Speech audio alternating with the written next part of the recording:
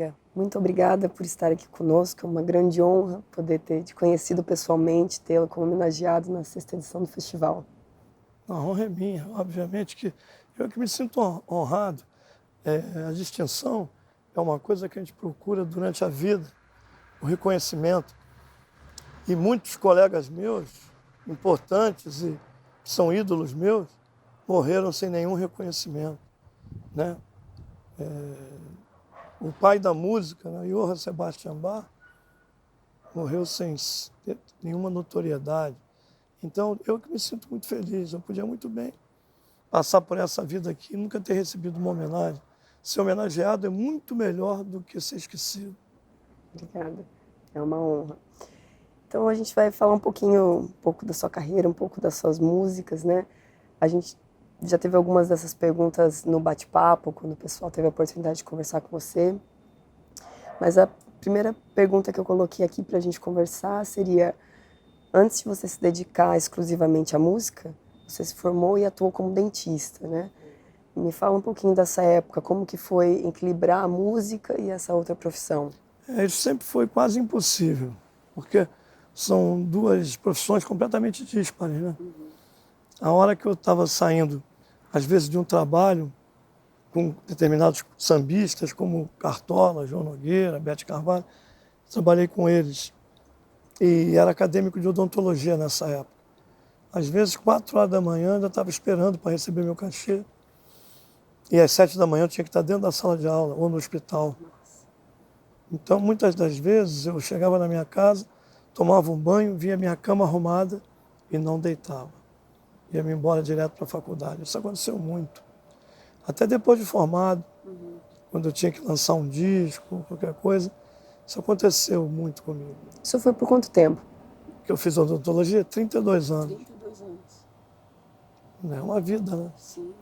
E não fazia assim, poucas horas por dia, não. Era uma média de 12, 13 horas por dia. Atendia meu primeiro cliente 6h30 da manhã. Eu nunca gostei de dormir.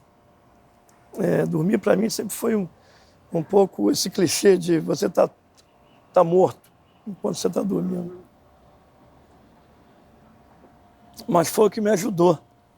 Se eu fosse um cara que valorizasse muito o sono, eu talvez não tivesse composto a minha obra, entendeu? E eu compunha dentro do consultório mesmo. Na hora do almoço. Já ia pensando. Não dava vontade de pegar. Eu tinha um violão no consultório. Um violão bem ruinzinho, mas tinha. Então, qualquer momento entre um cliente e outro, eu ia para o violão. Minha vida foi isso. Entendeu? Então, eu acabei me adequando. Querer é poder. Eu acredito muito nisso.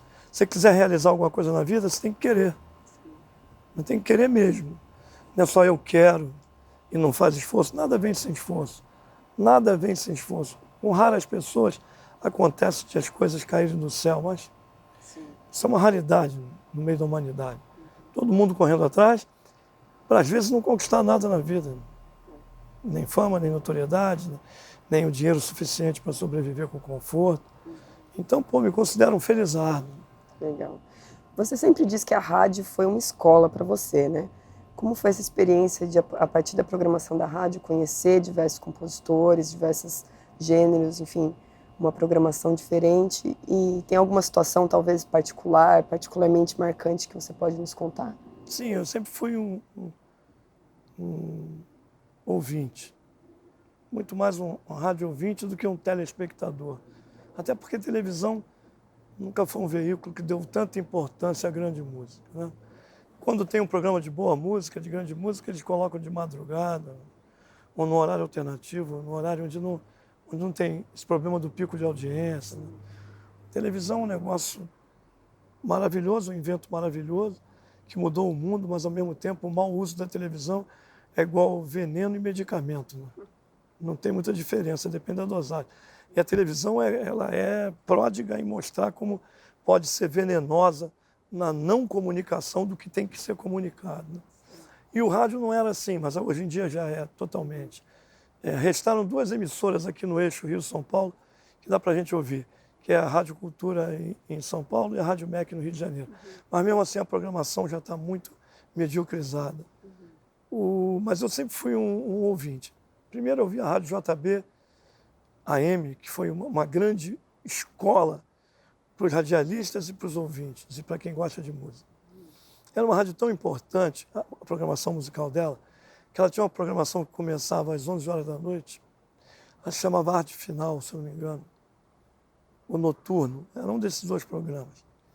Eu acabei ficando amigo dos programadores, dos speakers, dos locutores, acabei ficando amigo de uma porção deles, porque era de tão bom nível a programação que eles faziam, que eu queria conhecê-los, me tornar amigo daqueles caras, porque eles eram meus amigos e não sabiam que estavam sendo meus amigos. Programação de alto nível. Eu fiquei muito amigo do J. Carlos, que está vivo, graças a Deus, Maurício Figueiredo, que morreu, o Saroldi, que morreu, o Célio Alzer, que está vivo, José Domingos Rafael, que morreu. Eram todos profundos conhecedores de jazz, de música clássica e da música brasileira. Cada um dentro do seu cada um. E você vê como esse programa era importante, como ele fazia a cabeça dos músicos e não só dos ouvintes normais, que uma vez, às 11h30 da noite, quem apareceu no programa assim de supetão? Antônio Carlos Jobim. Olha, foi lá. Do programa. Foi lá. Não, foi lá visitá-los. Estava ouvindo, era ouvinte do programa, e deu na telha, ele foi lá visitá-los.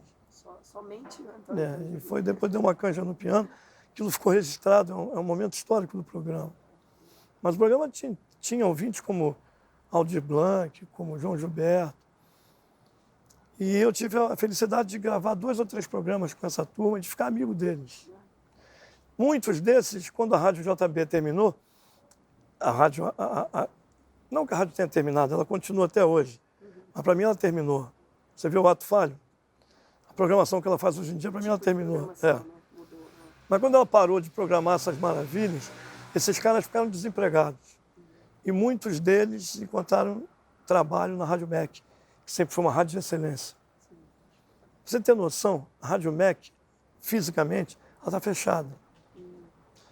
Onde era a sede da Rádio MEC, que é uma sede histórica, tem talvez o melhor estúdio da América Latina, onde Vila Lobos gostava de gravar e de ensaiar.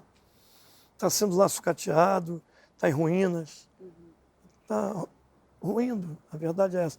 E nenhum governo que passou aí teve a iniciativa de restaurar, de dar um trato à cultura que merece ser dado. Aquilo é histórico, não só para o Rio de Janeiro, como para o Brasil.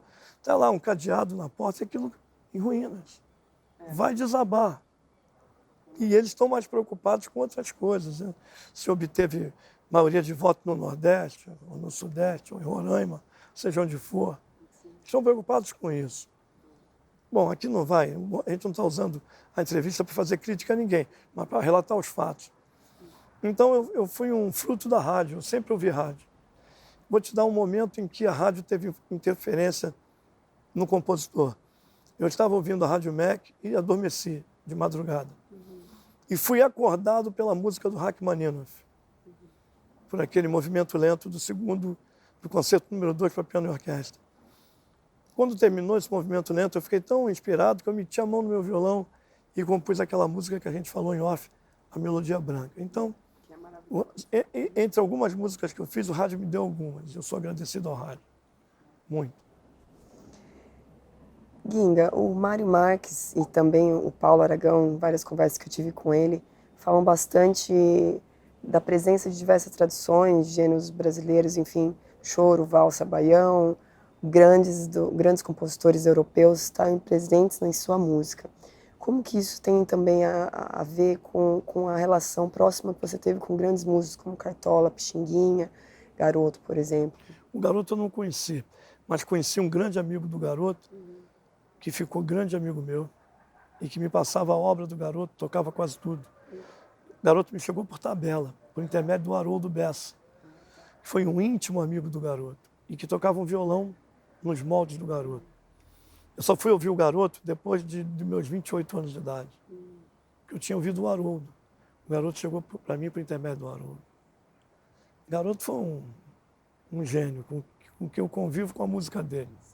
De qualquer maneira, convivo com ele. Mas o Pixinguinha eu conheci, tive a oportunidade de conversar com ele dentro de um bar. Eu, com 16 anos, cheguei perto dele e disse: eu conheço o senhor. Ele ficou me olhando: é mesmo? O senhor não é o Pixinguinha? pessoa, eu disse assim, eu adoro aquela sua valsa, Página de Dor. Ele disse, como é que você conhece isso? Aí eu digo, até canto se o senhor quiser. Lágrimas existem que rolam na face, há outras, porém, que rolam no coração. São essas que a rolar me causam uma separação. Página de dor que faz. Ele aí ficou. O coroa foi vestido, um garoto de 16 anos, cantando um pedaço de Página de Dor, uma valsa linda dele. Aí conversou comigo durante umas 2 horas. Ele bebeu pra caramba nesse intervalo de tempo, mas não me ofereceu bebida em nenhum momento. Bebia o chopp, conversava comigo. Ao final da conversa, eu me lembro que ele meteu a mão no paletó, tirou uma porção de papel amassado. Ele falou, sabe o que é isso? Eu disse, não, são letras que as pessoas me dão na rua e eu levo para minha casa e tento musicar. Olha que interessante, que coisa. E ele musicava essas letras? Eu acho que o Rosa foi mais ou menos assim, né? Ah, é? Há uma coisa meio mítica de dizer que o Rosa foi feito por um mecânico, a letra, eu não sei se isso é verdadeiro. É verdadeiro. Eu não conheço também essa... Porque a letra ela tem um estilo assim de que o cara é um poeta. Tu és divina e graciosa, estátua majestosa do amor por Deus esculturado. E há um papo desse, não sei se é verídico. Quer dizer, mas ele tinha essa atitude.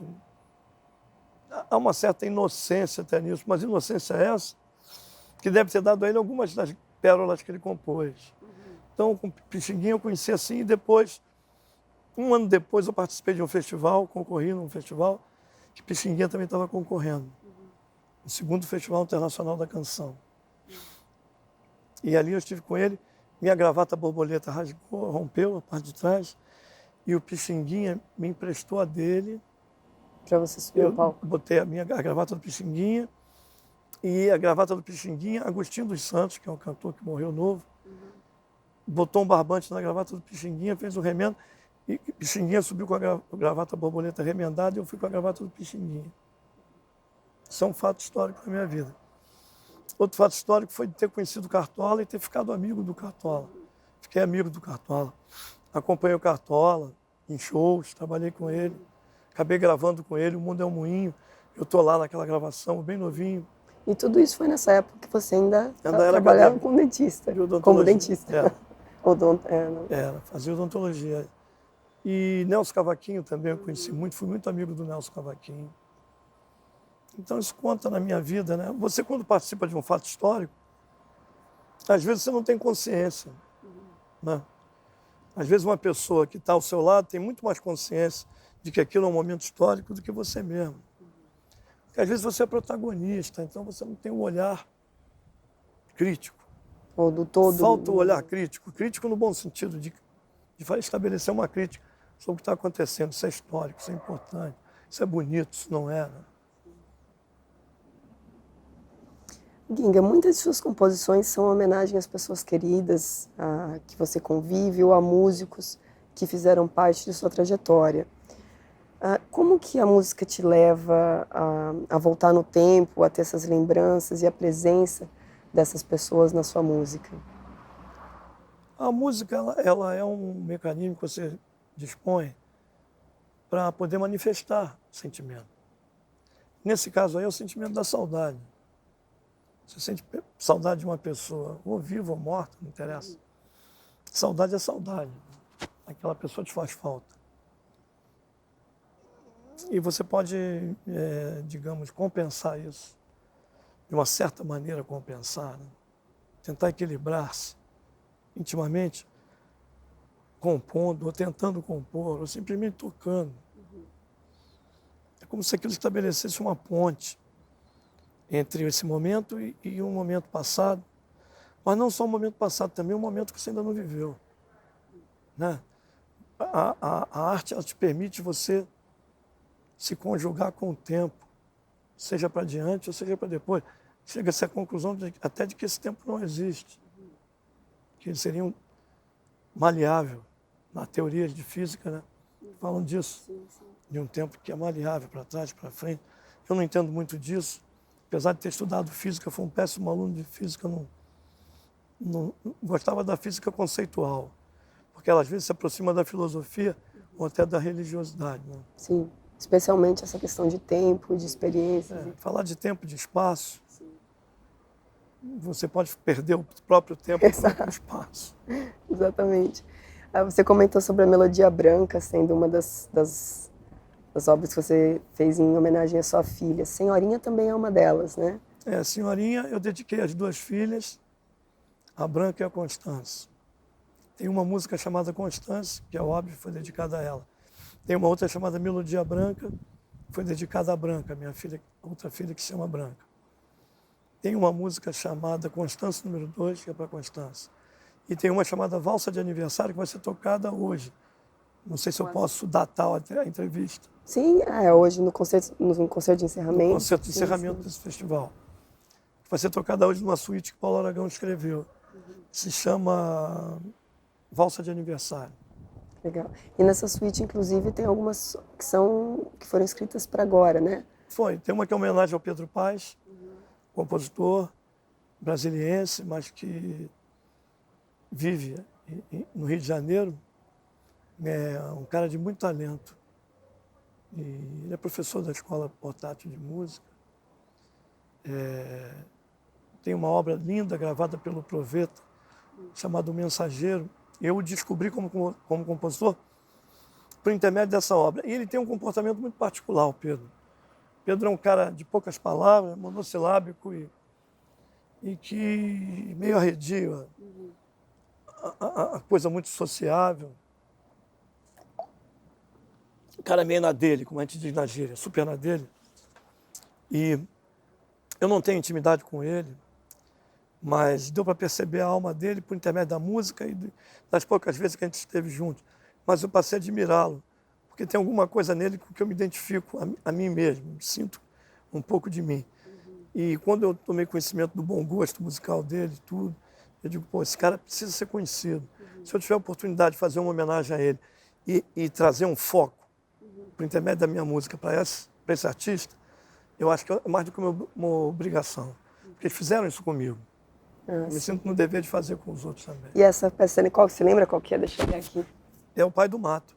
O Pai do Mato, que hoje tem... É a Suíte Circular da Penha, então. Suíte Circular da Penha. Aí tem a Toada, que é o Porto de Madama, o Choro, que é o Jogo de Compadre, Canção, Pai do Mato, então é essa. E a Valsa, que é a Valsa de Aniversário. E fecha com o Baião de Lacan. Não conheci o Lacan, isso já é por parte do Aldir Blanc. Sim. Inclusive, você comentou um pouco sobre as parcerias, né?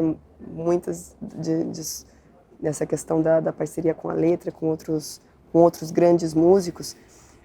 Como que é essa dinâmica? Muitas vezes já tem a letra, você musica, ou o contrário, ou depende da situação? Letra, não sei. Quando eu comecei a compor, eu musicava a letra.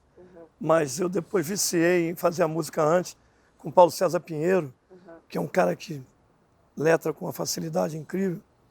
Eu digo, eu vou ficar tendo trabalho de musicar a letra, se eu tenho uma opção de melodia para serem feitas e que o Paulo César pode letrar isso rapidamente. Aí me viciei em fazer a música antes. Eu sempre faço a música antes. Então você escrevia a música e depois o letrista. Interessante. A gente entrevistou alguns participantes do festival, perguntando também sobre a experiência deles, e teve uma pergunta especial que se repetiu algumas vezes, então eu vou aproveitar para estender a pergunta a você, que foi sobre o seu sucesso, a presença artística no exterior. Como que isso foi acontecendo? Foi com parcerias de grandes músicos fora do país? Enfim, né? Foi uma pergunta interessante aí que surgiu com mais de um participante. A primeira vez que eu saí do Brasil foi em 1993. E não fui levado por nenhum músico. Por um jornalista que era correspondente do El País no Brasil. E ele uma vez foi num show meu em Petrópolis e se apaixonou pela minha música e disse que ia me levar para tocar na Espanha de qualquer maneira. Me levou a Madrid, e eu toquei em Madrid. Fiquei uns 10 dias em Madrid. A segunda vez que eu saí do Brasil foi em 96, levado por ele de novo para a Espanha. Eu fiquei um mês em Madrid, baseado em Madrid, mas fui a Córdoba, fui a Segóvia, e em Córdoba toquei num festival em que o Léo Brauer era um dos curadores, e onde ele dava aula, né?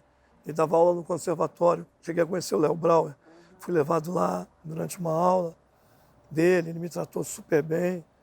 demonstrou que conhecia a minha música, que para mim foi uma surpresa agradável. E esse jornalista se chama Adolfo Montijo.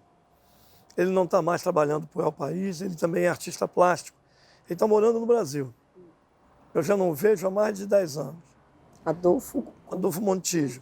Mas eu devo muito a ele. Depois disso, comecei a receber convite para ir para o exterior. Comecei a ir direto, ir muito. Você tem uma noção? Comecei a gravar numa gravadora italiana chamada Egea, que é lá em Perugia. Tem um perugino aqui nesse festival que lhe ajuda. Eu já nem lembro se eu conheci ele na Itália ou no Brasil. Mas Perugia, eu fui muito a Perugia. Você tem uma noção? A Itália eu fui 78 vezes. Só a Itália. Nos Estados Unidos tenho ido todo ano, já há 20 anos que eu vou aos Estados Unidos. E normalmente você vai fazer concertos solos ou vai acompanhado, como agora na turnê do Japão? Eu viajo muito sozinho. Uhum. Mas quando acontece de eu ir com alguém, eu me sinto melhor. Porque o palco, quando você está sozinho, ele pode te apavorar. Eu sou muito nervoso, então às vezes eu não consigo me acalmar no palco. Se eu tenho a companhia de alguém, devido à responsabilidade, o foco não fica só sobre mim, fica sobre a minha música, que é o que eu prefiro. Mas às vezes eu não sou um bom veículo da minha música. Costumo dizer que a gente marca encontro com a música e às vezes ela não aparece. Então, a gente é humano, né? E tem que treinar isso para poder se superar. Eu parti para 1000 coisas, para o esporte. Pratico esporte, que me ajuda muito nisso. O tratamento mesmo, análise, que eu não acreditava e passei a acreditar há um tempo atrás. A medicação. A gente tem que fazer de tudo para poder se viabilizar. Ginga, uma última pergunta, então. Na canção da Impermanência, você traz essa mensagem que a impermanência é o oposto da vida? É isso, né? O que caracteriza viver no mundo da música para você? Essa frase eu roubei de um amigo meu, que é o compositor Sérgio Rojas. Um dia conversando comigo, ele falou: Ginga, não, vida e morte não são contrários. O contrário da vida não é a morte é o contrário do nascimento. E o contrário da vida é a impermanência. Achei lindo isso. E isso me levou até a compor essa música. Mas desculpe, o que você pergunta com relação a isso? Eu perguntei, então, o que poderia caracterizar viver no mundo da música? Viver no mundo da música não é difícil, basta você ter amor à arte. Viver da música é muito difícil. Mas viver no mundo da música, às vezes os que vivem no mundo da música têm uma sensibilidade muito mais apurada do que os que vivem da música. Né? Não estou aqui fazendo crítica a ninguém. Estou falando de um fato, que é a verdade. O mais importante é viver no mundo da música mesmo. E, se possível, sobreviver dela. Aí é uma outra guerra. Mas viver no mundo da música, para mim, é isso. É como outro dia eu estava de madrugada tentando dormir, eu tenho insônia, e o sono não vinha, aí eu vi uma peça linda, eu digo, meu Deus, quem é esse compositor? Será o Brahms? É um cara de excelência, está na cara que é um gênio. Aí fiquei esperando a peça terminar, quem era? Mahler. Não é para a gente se surpreender. O que vem do Mahler é sempre genial. É um negócio chamado Quarteto 1876. Que é uma maravilha, você conhece, né? Então, quem ouve um Adagietto não é mais a mesma pessoa. Ouviu o Adagietto, alguma coisa muda dentro de você. Quem ouve o Ouro do Reno, do Wagner, e para a gente vai. Quem ouve Bach, Beethoven, Scriabin, Tchaikovsky, Villa-Lobos, quem ouve Tom Jobim, Pixinguinha, Nazaré, Jacó do Bandolim, Cartola, Nelson Cavaquinho, Milton Nascimento, Chico Buarque, Noel Rosa, Gilberto Gil, Caetano, Paulinho da Viola, você não é mais o mesmo, Edu Lobo, Francis Raime, Dorival Caymmi. Nossa música é um inferno. Você se posicionar nesse meio tem que ser meio suicida e inconsciente. Quanto mais você vai obtendo consciência da sua atitude, mais medo você vai tendo. Entrar para a galeria desses caras é realmente um ato, às vezes, até insano. Uhum. Isso é legal, Ginga. Então, agradeço mais uma vez, muito obrigada, é um prazer enorme.